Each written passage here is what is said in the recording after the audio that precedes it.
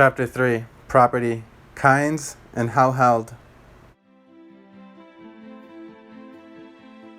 18. Definition. Property in its legal sense is the right which one has in anything to the exclusion of everyone else. It will thus be seen that it is not the thing itself that constitutes property, but it is the exclusive right to it, or to a certain part of it. When a thing is sold, it is simply the right to it that is transferred, although the possession or custody of the thing itself may or may not be transferred. The common acceptation of this term property, however, is the thing itself. 19. Kinds. There are two kinds of property, real and personal. Real property, or real estate, includes all property or a fixed or immovable character, such as land, together with what is permanently attached to it, or is built or growing upon its surface, and the minerals that are beneath. Improvements are, however, sometimes made upon realty under such circumstances as to still remain in the eyes of the law separate and distinct. See fixtures. Personal property is anything that is movable or capable of attending the person of the owner, hence called personal property. Chattels is a term also used in the same sense. Trees, while growing upon the land, are usually considered as real estate, but when cut and lying as logs or lumber, they are personal property.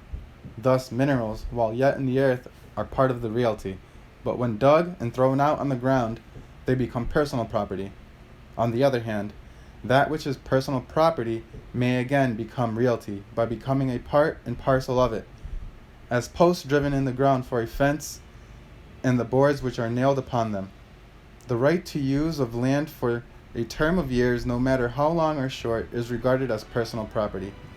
As a further illustration of the fact, in a legal sense, property is the right to a thing and not the thing itself. Observe that one may contract to buy or sell a right simply, a copyright, a patent, the right of way over another's land. All are proper subjects for contracts, although there is nothing tangible to pass. Yet these rights are frequently valuable. Of the same nature is the goodwill of a business. It may be worth more than the chattels that go with it.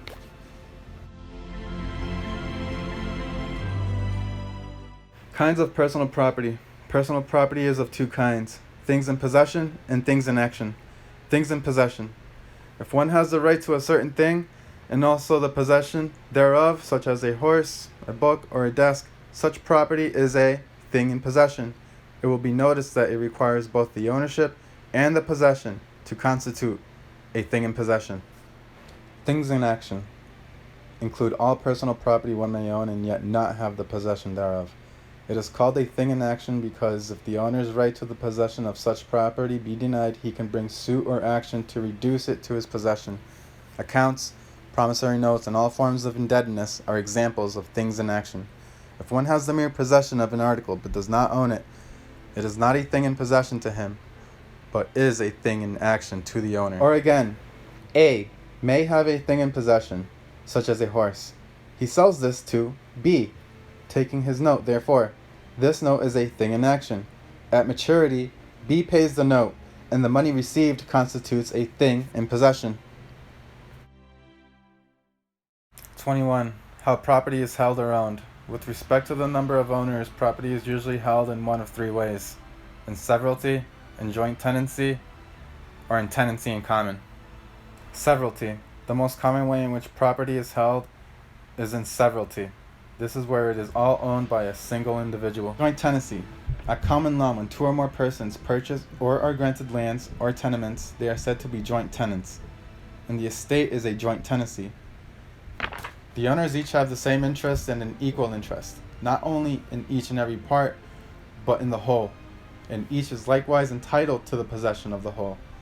They simply hold and occupy it jointly, and each receives an equal share of the proceeds or increase. The peculiarity of this estate is the right of survivorship, by virtue of which one of the joint tenants dies, his share is divided equally among the survivors. Some states the right of survivorship has been abolished by statute. Joint tenancy can only arise by purchase or by will, and never by descent. Tenancy in common is practically the same estate, except that the tenants need not have equal shares and they do not have the right of survivorship. That is, a certain piece of property may be owned by three persons, one who owns one half and the other who each own 1/4, which could not be the case in joint tenancy. Each, however, is entitled to the possession of each and every part and to the same proportion of the increase of profits as he owns of the whole. The right of survivorship does not exist in tenancy in common. Consequently, when a tenant in common dies, his share passes to his heirs instead of to the survivors. Joint tenancy was favored by the common law, but the statutes of many states now require that the intention to create a joint tenancy must be clearly stated, otherwise it will be considered to be a tenancy in common.